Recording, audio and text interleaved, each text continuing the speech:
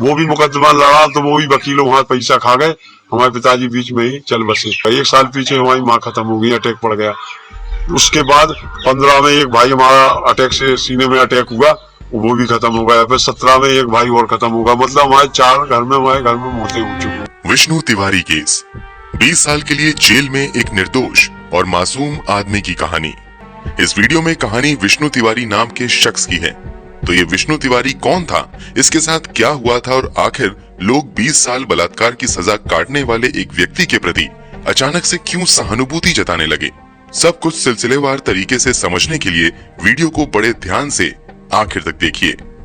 Video में आगे बढ़ें उससे पहले अगर आपने अब तक इस चैनल को सब्सक्राइब नहीं किया है तो जल्दी से चैनल को सब्सक्राइब कर लीजिए। साथ ही क्राइम की दुनिया से जुड़ी सच्ची कहानियों के लिए बेल आइकन दबाकर नोटिफिकेशन जरूर ऑन कर लीजिए। चलिए बातों को और बिना घुमाए हम सीधे इस कहानी पर आते हैं। इस सच्ची कहानी के मुख्य किरदार विष्णु तिवारी का जन्म 1977 के आसपास उत्तर प्रदेश के ललितपुर जिले के मेहरौनी कोतवाली के अंतर्गत आने वाले सिलावन गांव में हुआ था। विष्णु तिवारी के पिता का नाम रामेश्वर प्रसाद तिवारी था। ये परिवार बहुत अमीर तो नहीं था मगर काफी मेहनती था और अपनी मेहनत के बल पर ठीक ठाक जिंदगी जी रहा था। परिवार में विष्णु तिवारी और माता पिता के अलावा 3 और छोटे भाई थे। विष्णु तिवारी का पढ़ाई में बहुत ज्यादा मन नहीं लगता है और वह बहुत कम उम्र में ही पढ़ाई लिखाई छोड़कर परिवार तथा खेती के कामों में हाथ बटाने लगता है। विष्णु तिवारी के पास कुछ अपनी जमीन थी जिस पर वह खेती किया करते थे। साथ ही कुछ जमीन परिवार वालों ने ठेके पर ले रखी थी जिस पर पिता और तीनों भाई मिलकर खेती किया करते थे। इसके अलावा इन लोगों के पास 10 भैंसें थीं जिसका दूध निकालकर ये लोग बेचा करते थे। इसके अलावा विष्णु तिवारी बनारसी साड़ी का भी कुशल कारीगर था। खेती बाड़ी से समय मिलने पर ये साड़ी बुनाई का काम भी करता था। कुल मिलाकर ये पूरा परिवार अपनी मेहनत से ठीक ठाक जिंदगी गुजार रहा था। परिवार में सब कुछ ठीक ही चल रहा था, लेकिन ये सब कुछ ठीक बस तभी तक रहता है जब तक इस परिवार का एक बेटा बलात्कार के आरोप में गिरफ्तार नहीं हो जाता है।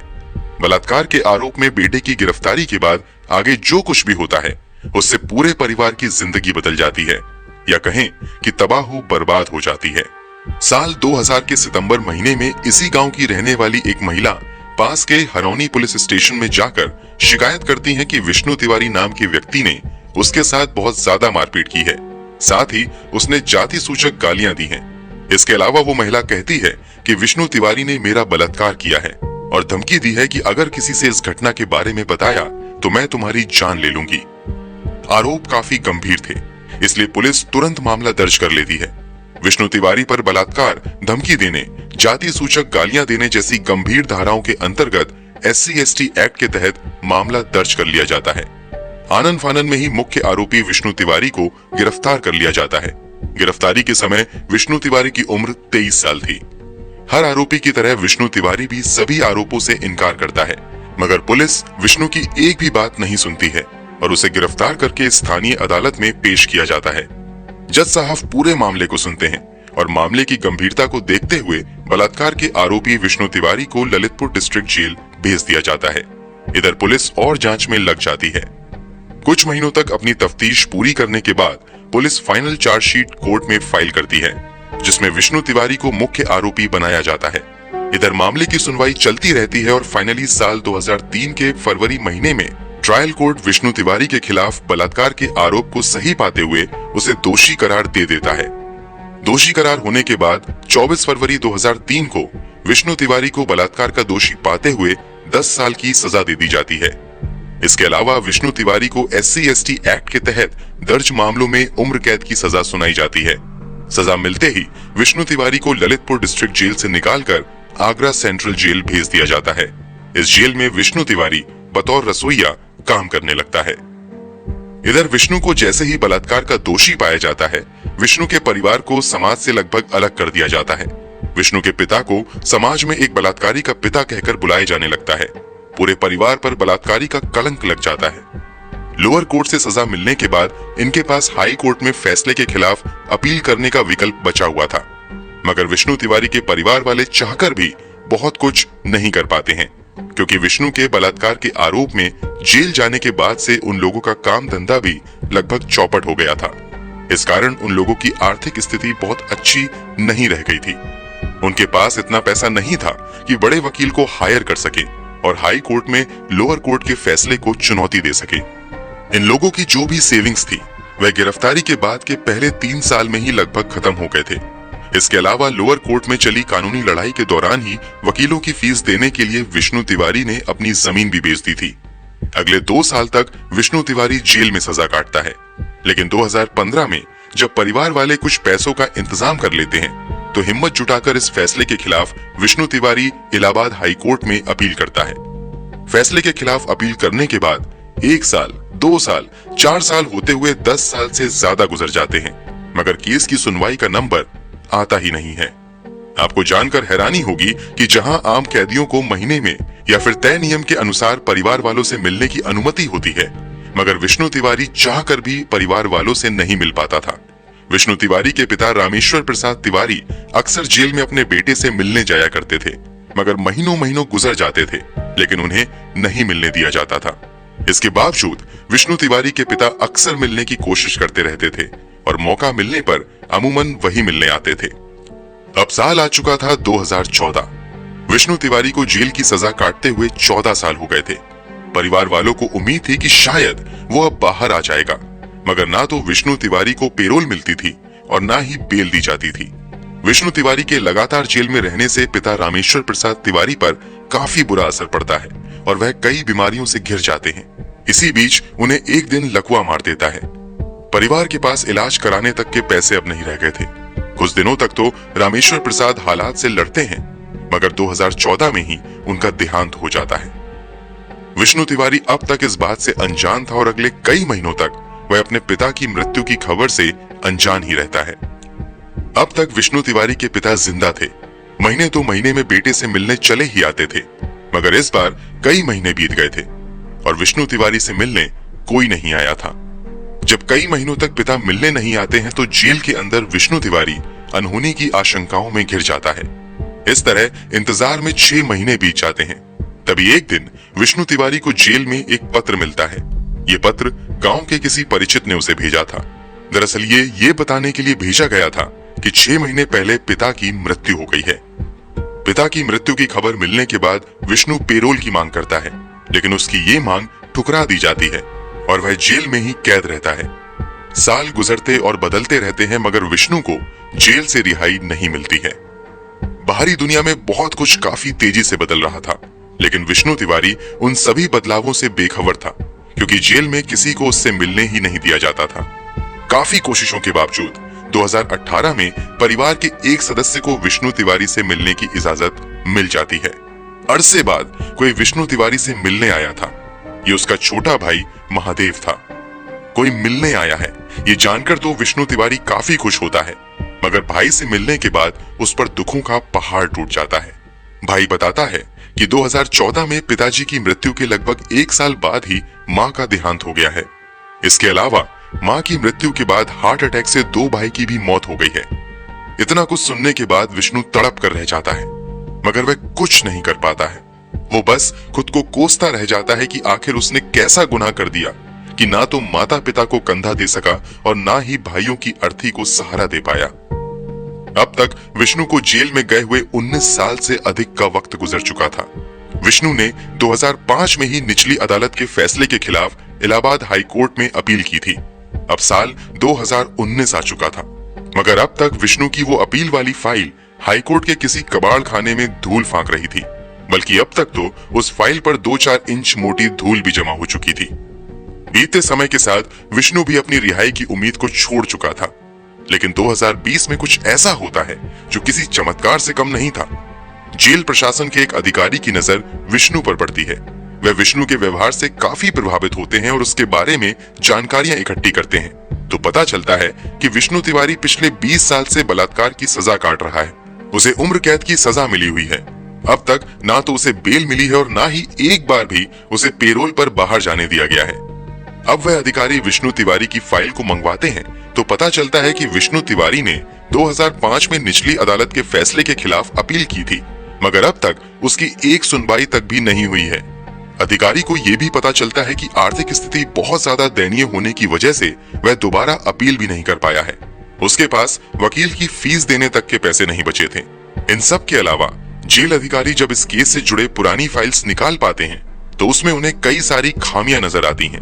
इसी के बाद Agra central jail authority state legal services authority से संपर्क करता है और उसे विष्णु तिवारी के केस के बारे में विस्तार से बताता है।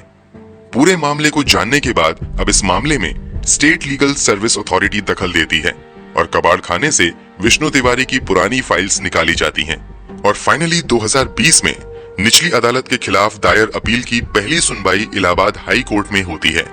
इस सुनवाई के बाद आगे भी कई दिन तक ये मामला इलाहाबाद हाई कोर्ट में चलता है।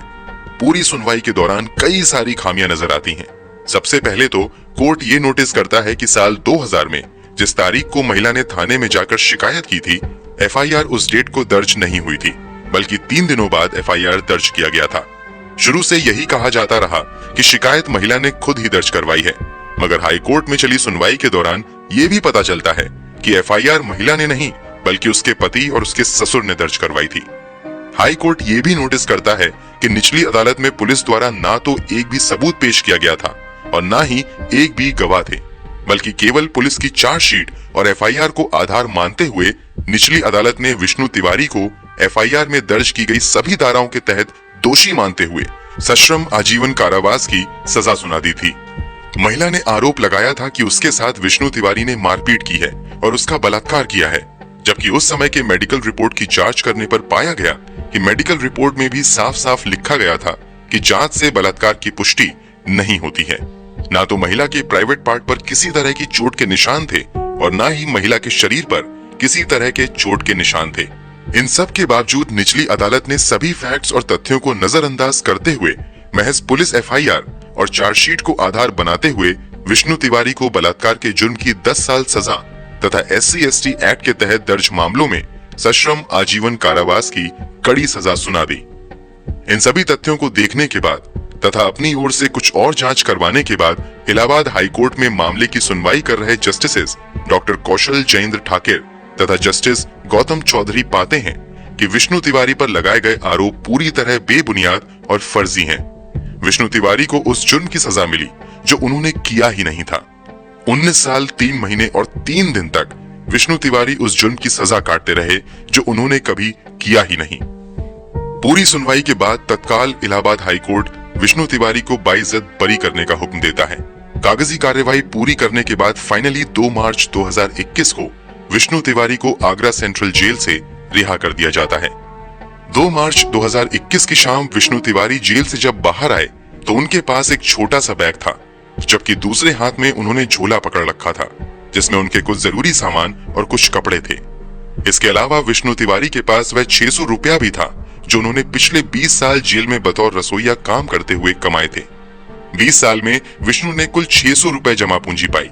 अगर बात करें कि उन्होंने क्या खोया तो इसकी लिस्ट बहुत लंबी है और इसकी कीमत शायद किसी भी सूरत में पूरी नहीं हो सकती है। सबसे बढ़कर विष्णु तिवारी ने अपनी जिंदगी के वो बेशकीमती 20 साल गवा दिए जिसकी कभी भी कोई भरपाई नहीं हो सकती है। जब विष्णु तिवारी जेल गए थे तो उस समय उनकी उम्र 23 साल थी और जब वह जेल से बाहर आए तो वह 43 साल के थे। जेल जाने से पहले इनका हंसता खेलता परिवार था।